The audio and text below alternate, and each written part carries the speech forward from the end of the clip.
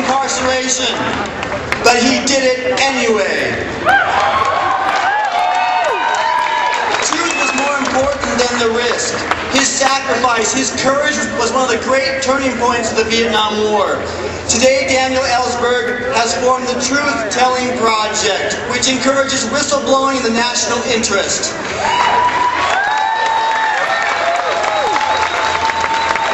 He urges current and recently retired government officials to reveal the truth to Congress and to the public about governmental wrongdoing, lies, and cover-ups. Service people in the crowd today, and we know you're here. We want you all to listen very carefully to the hero and patriot who will just now address us.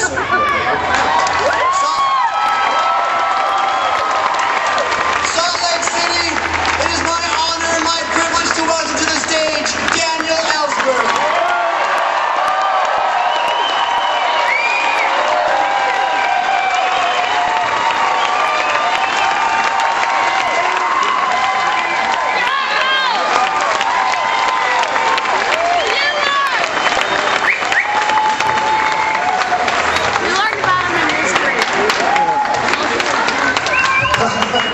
What a welcome. When Rocky Anderson invited me to come with him, which is all I needed to hear, to the reddest state in the Union here, I'm getting a very good impression of the reddest state in the Union.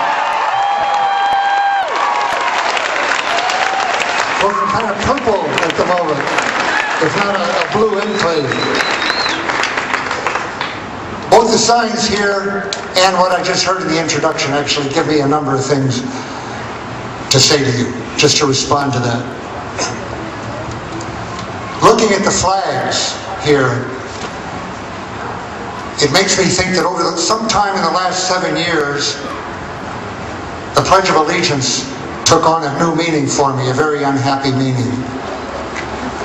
It seems to me, sadly, that I would have to say now, I pledge allegiance to the flag of the United States of America and to the republic for which it stood.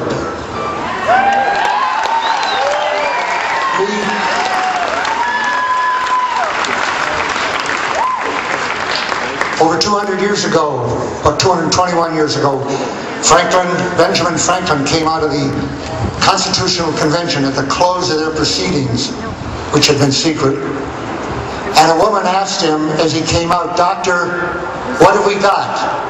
A republic or a monarchy?" And he said, "A republic if you can keep it." We haven't kept it. Sometime, it'd be hard to say exactly when we lost it in a succession of events over the last 7 years. But we don't have the republic that Benjamin Franklin and his colleagues designed 221 years ago. A constitutional republic, a democratic republic, except maybe, and this will sound rhetorical, but it really isn't, in the sense of the German Democratic Republic, otherwise known as East Germany. There are people's republics, there are so-called democratic republics, but the kind of republic that our framers, our founders had in mind doesn't exist at this moment. And the question I'm going to put to you is, can we get it back? And what do we have to do? What is calling on us to get it back? Let me be very specific. Take it this sign, which I feel very warmly about when I see it. But you know, we've heard from our president, America does not torture. We do not torture, but that's a lie. How about the subverts American values? America, where everyone, including the president, was bound by the rule of law. We do not have a president now who believes or who is told by his lawyers in the White House that he is bound by any law. Quite the contrary. Where I live in Berkeley, there's a professor named John Yoo, Y-O-O, tenured professor at Bowl Hall, who wrote a whole series of memos to him, explaining that the President of the United States, as Commander-in-Chief during a war, which was explicitly spelled out, is a war forever. long war for our lifetime, for our children's lifetime, the war against terror. Under those circumstances, in dealing with matters of national security as defined only by the President, a sphere of national security and homeland security that he alone, without judicial review or congressional review, decides the boundaries of that sphere, he is a law to himself.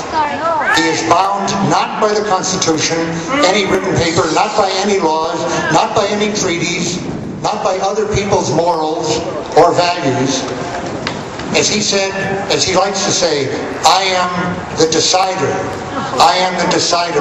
Now, strictly speaking, there's no decider in the U.S. Constitution in that sense. A system of checks and balances and shared powers.